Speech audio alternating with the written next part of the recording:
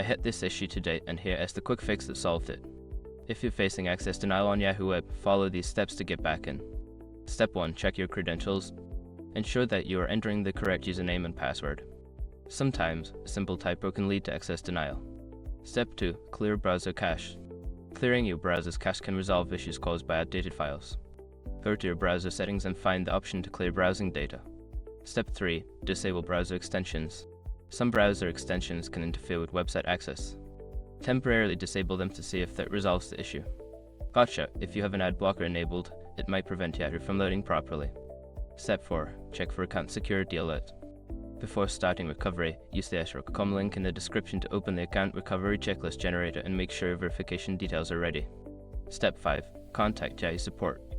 If none of the above steps work, reach out to Yahoo support for assistance. They can help you troubleshoot further. I hope these steps help you regain access to your Yahoo account. If you have any questions, feel free to ask.